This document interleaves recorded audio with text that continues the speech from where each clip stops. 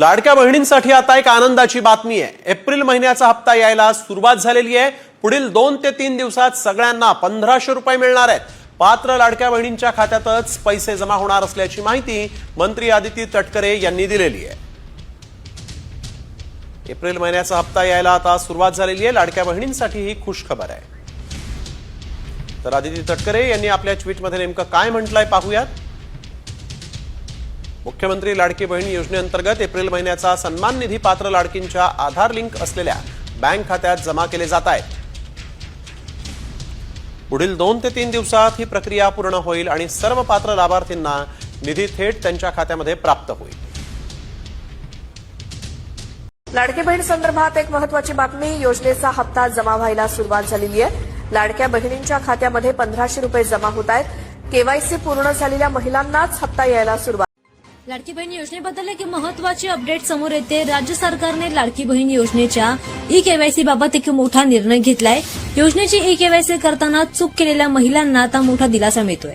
राज्यात लाडकी बहीण योजनेच्या लाभार्थ्यांची अंगणवाडी सेविकांमार्फत प्रत्यक्ष पडताळणी करण्याच्या सूचना दिल्या गेल्यात। मंत्री आदिती तटकरे यांनी याबाबत सोशल मीडियावर पोस्ट शेअर करत याबद्दलची माहिती दिली आहे। दरम्यान गेल्या काही दिवसांपासून लाडक्या बहिणींना चिंता लागून होती की त्यांचे पैसे अजूनही त्यांना मिळाले नाहीत, त्यांचा हप्ता त्यांना मिळाला नाहीत आणि त्याबद्दल आता एक मोठी बातमी समोर येते। मुख्यमंत्री माझी लाडकी बहीण योजनेचे पैसे काही लाभार्थी महिलांना मिळणं बंद झालंय।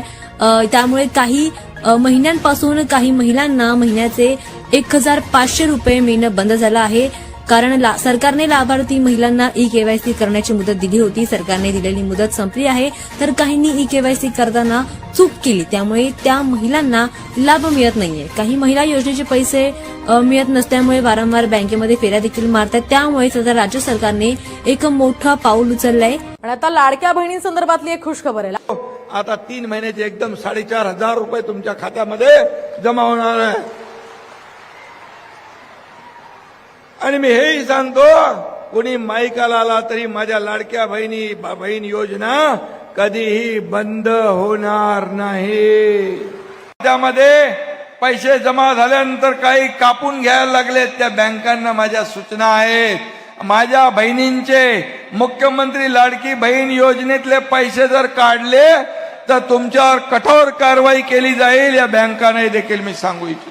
2 महिन्यांचे पैसे आता लाडक्या बहिणींच्या खात्यात जमा व्हायला सुरुवात झाली आहे। शासनानं केवायसी अपडेट करायची अट ठेवलेली होती, तसं सांगितलेलं होतं। मात्र आता या केवायसीच्या सगळ्या प्रक्रियेनंतर किती लाडक्या बहिणींना या योजनेचा लाभ मिळतोय हे पाहणं महत्वाचं असेल। आता सर्वात मोठे हप्ता न येण्यामागची कारणे देखील तुम्ही या ठिकाणी पाहून घ्या। आता महत्वाची कारणांमध्येच ई-केवायसी देखील तुमची त्या ठिकाणी पूर्ण नसणे म्हणजे अपूर्ण ई-केवायसी। अनेक महिलांनी अजूनही ई-केवायसी प्रक्रिया पूर्ण केलेली नाही। अशा महिलांचे पैसे आता थांबवले जात आहेत। आता माहितीमध्ये देखील चूक हा दुसरा मुद्दा। आधार बँक अकाउंट नाव मिसमॅच म्हणजेच तुमचं डेबिटने फेल देखील होतो, तर तुमच्या माहितीमध्ये चूक आहे। तसेच तांत्रिक अडचणीमध्ये पाहून घ्या, सर्व्हर किंवा डेटा प्रोसेसिंगला देखील उशीर होत आहे आणि मोठ्या प्रमाणावर लाभार्थी असल्यामुळे देखील विलंब त्या ठिकाणी होत आहे। आता सरकारी प्रक्रिया यासाठी ही हप्ता न येण्यामागच्या कारणामध्ये देखील आहे, ती म्हणजेच निधी मंजुरी आणि त्यांची वितरण प्रक्रिया, तसेच प्रशासकीय होणारा विलंब देखील याच्या कारणीभूतच या ठिकाणी मानला जातो। आता काही महिला ई-केवायसी केली नाही, म्हणजे काही महिलांनी ई-केवायसी केली नाही, तर पाहून घ्या ई-केवायसी करणे नेमके काय आवश्यक आहे। आता त्यांनी हा मुद्दा महत्वाचा या ठिकाणी त्या महिलांनी पाहून घ्या। या योजनेचा लाभ मिळवण्याचे तुम्हाला ई-केवायसी करणे अनिवार्य आहे। तर ई-केवायसी जर तुमची नसेल तर तुमचा हप्ता त्या ठिकाणी बंद होऊ शकतो आणि पुढील लाभ देखील तुम्हाला त्या ठिकाणी मिळत नाही। त्यामुळे ई-केवायसी तुमची असावीच। आणि चुकीची केवायसी असल्यास देखील आता काही महिलांकडून चूक झाली होती, त्यांच्यासाठी पाहून घ्या, तुमचा अर्ज त्या ठिकाणी होल्डला पडू शकतो, म्हणजे तुमचा अर्ज होल्ड होऊ शकतो आणि पैसे येणे देखील तुमचे त्या ठिकाणी थांबत असते। त्यामुळे चुकीची ई-केवायसी करणे तुम्ही टाळा आणि जर आता झालाय तुमच्याकडून तो अनर्थ, तर तो तुमचा अनर्थ तुम्ही 31 मार्च पर्यंत त्या ठिकाणी दुरुस्ती त्या ठिकाणी त्याची करून घ्या, अन्यथा तुम्ही देखील अपात्रांच्या यादीत जाऊ शकता।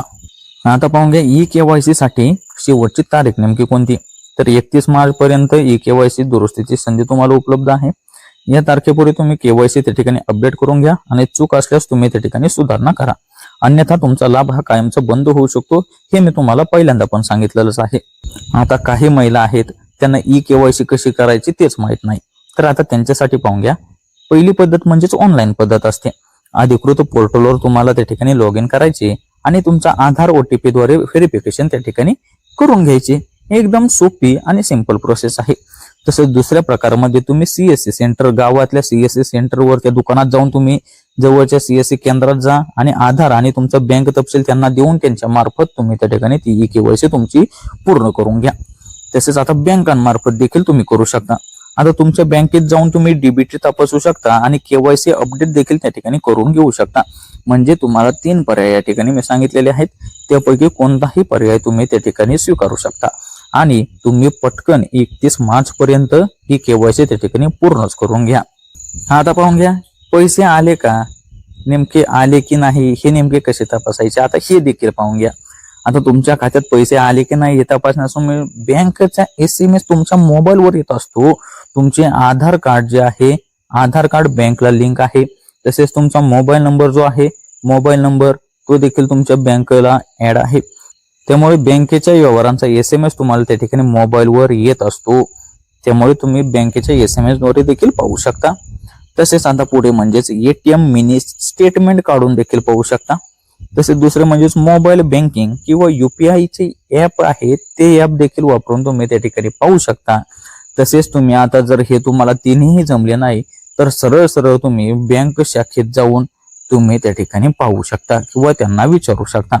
जर हे तुम्हाला तिन्ही जमले नाही तर तुम्ही बँक शाखेत जाणे हा तुमच्यासाठी सर्वात सोपा आणि महत्वाचा विषय त्या ठिकाणी राहणार आहे.